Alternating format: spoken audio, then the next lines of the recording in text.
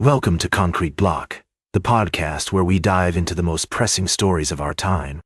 I'm your host, Walter. Today, we're going to tackle a complex and disturbing case that has left many questions unanswered. The story of Jeffrey Epstein is one that has sparked outrage, confusion, and a deep desire for truth. As we explore this case, it's essential to approach it with a fair and balanced perspective, avoiding any bias or speculation. We'll examine the facts, discuss the latest developments, and try to make sense of the many unanswered questions surrounding Epstein's life, wealth, and crimes. Epstein, a wealthy financier, was indicted on federal sex trafficking charges in 2019, with allegations dating back to 2002. However, his story is marked by a series of puzzling events, including an extraordinarily lenient plea deal in 2006, which has been widely criticized.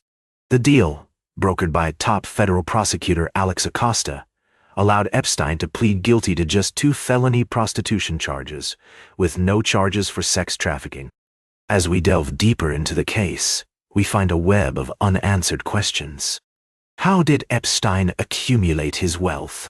Why was he treated so leniently by the justice system? And what happened to the numerous records and documents related to his cases that remain unreleased? Recently, President Trump called for the release of grand jury records from Epstein's Florida and New York cases, which could potentially shed more light on the situation. However, the process of releasing these records is complex and may take a significant amount of time. Furthermore, Senate Democratic Whip Dick Durbin has alleged that the FBI was instructed to flag any Epstein files relating to President Trump, raising even more questions about the handling of this case. The implications of this allegation are still unclear, but it's essential to investigate and understand what happened to these records. As we continue to explore this story, we'll aim to provide a nuanced and balanced discussion, avoiding speculation and focusing on the facts. We'll examine the many unanswered questions surrounding Epstein's life, crimes, and the infrastructure of wealth and power that may have enabled him. We'll be right back with more of today's top news on Concrete Block. Welcome back to Concrete Block. We're glad you're still with us as we dive into our middle segment. Today, we're exploring a fascinating story that combines politics, economics, and a dash of controversy. It appears that President Donald Trump has been locked in a long-standing battle with Federal Reserve Chair Jerome Powell over interest rates. But now, the president has found a new target for his criticism: the marble finishes and hefty price tag of the Federal Reserve headquarters. According to reports, the White House is using the renovation costs as grounds to potentially fire Chair Powell. The renovation, which includes extensive use of marble, has been a point of contention for the administration.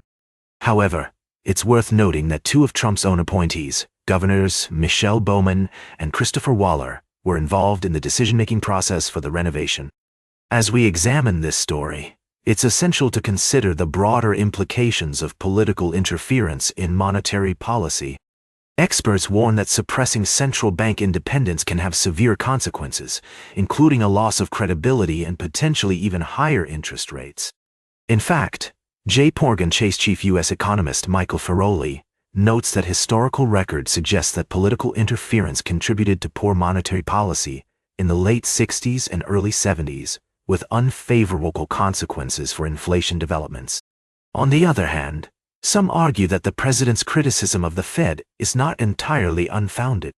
With the national debt continuing to rise, there are valid concerns about the impact of interest rates on the economy. Nevertheless, it's crucial to maintain the independence of the Federal Reserve and allow them to make decisions based on data, rather than political pressure. As former Cleveland Fed President Loretta Mester said, "It isn't helpful to have the president be so aggressively antagonistic trying to pressure the Fed." She emphasized that while it's not unprecedented for a president to have views on monetary policy, the persistence and relentlessness of Trump's criticism are unusual. As we continue to follow this story, it's essential to remain neutral and consider multiple perspectives.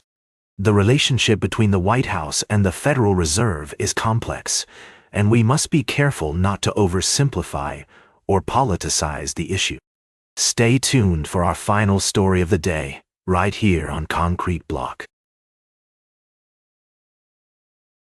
Good evening and welcome back to Concrete Block. I'm your host, Walter.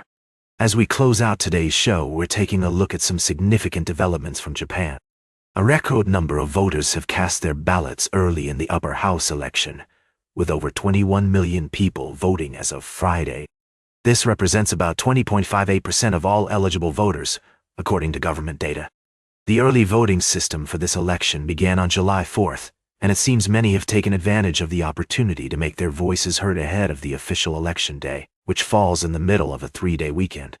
This surge in early voting is notable, surpassing previous records for both upper and lower house elections.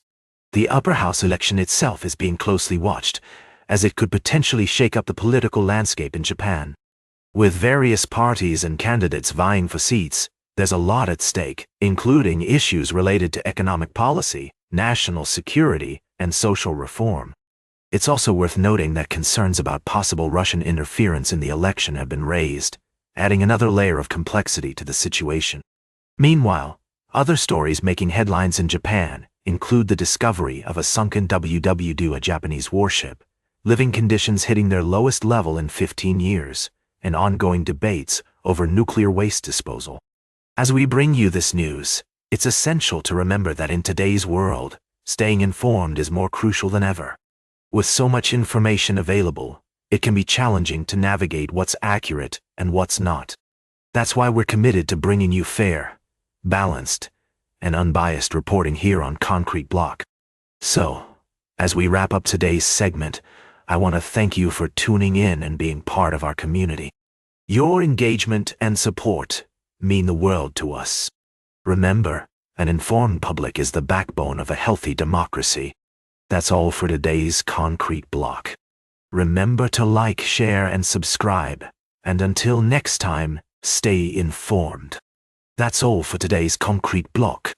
Remember to like, share, and subscribe. And until next time, stay informed.